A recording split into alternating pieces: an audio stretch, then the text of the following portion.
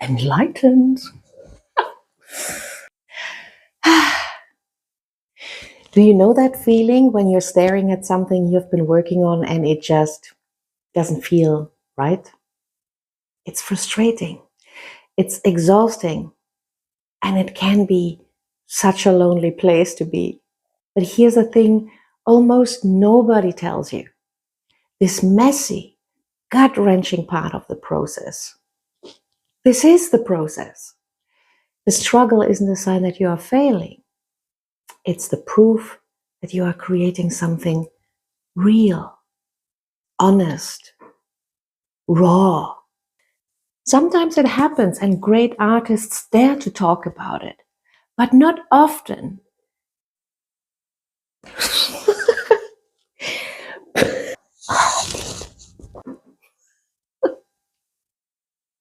But unfortunately, not often enough, because how creativity can feel like a walking tightrope over self-doubt and perfectionism is something we don't like to share, do we?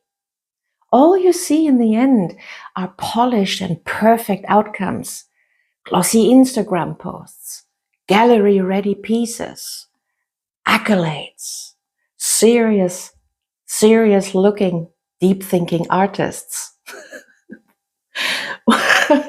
What you don't see is the mess in between, the discarded sketches, the late nights of thinking, why am I even doing this? The moments that you're so deep in frustration that quitting feels like the best option. But that struggle, it is the unspoken contract of being a creative person. I had an incredible art professor that I really admire. And he used to say to all of us something that I will never forget. KILL, your darlings. At first, I hated it. When I was falling in love with this beautiful section in my painting, I would work around it. I would tiptoe around it. I would protect it. And it felt safe. Yeah, it felt comfortable. This little part looked great. But the painting wasn't great. And so he taught me that sometimes it's good to destroy the part that you love the most in art, huh? In art, not in life. The part that feels right, done, and then you can make room for something much deeper, truer, or you ruin it completely. That's the courage creativity asks of us. Let go of the safety net, even if it means starting all over. So how do you get through this? How do you walk into that mess knowing it is going to test you? It's going to be painful. And maybe you leave with nothing.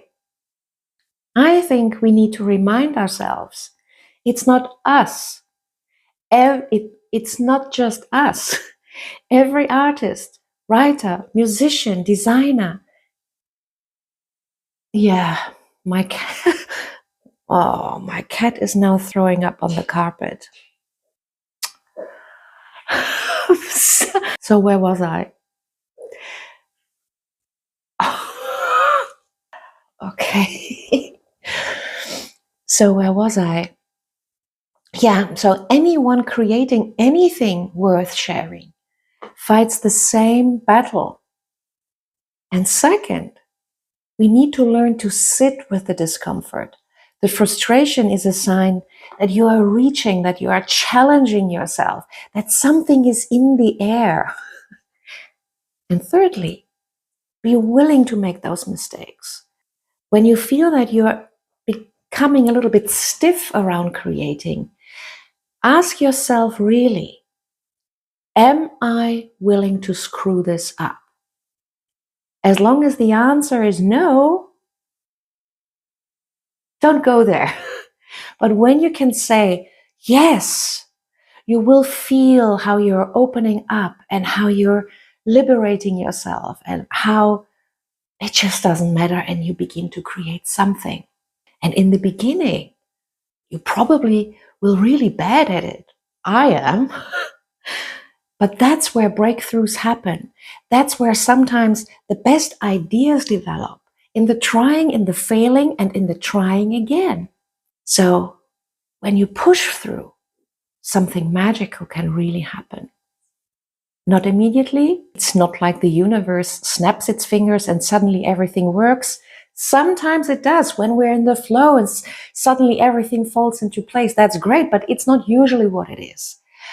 Usually over time, you will look back and realize that the mess didn't just lead into something great. It was something great. You know, like we romanticize everything in retrospect. It was deep. It was you. It was raw, maybe desperate at times. But every failed attempt, every wrong turn, it's all part of the alchemy that makes your work uniquely yours. And that's what we want, no? We want to look at our pieces and think like, yeah, I can relate to my own stuff here. It's not nice. It's not necessarily pleasing to the eyes. It's not for the masses.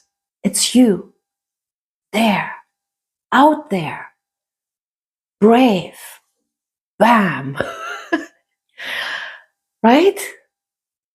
So if this resonates, I have created a space for people like us. The muse, I call it, for a reason. This is the space where creativity isn't about perfection or production or nice. It's about experimenting, sharing, growing, playing in a way that feels human. It's non-judgmental, transformative, and yes, a little messy, especially on my side. But isn't that what makes it beautiful? So I hope I can welcome you there. If the doors are open, you can register. I will link, of course, everything below. And yeah, so thanks for spending time with me today. I hope it was useful for you and you can redefine that big, stifling fear of failure for yourself. Let's go. Go create. Go do something and have a lovely day. Bye for now.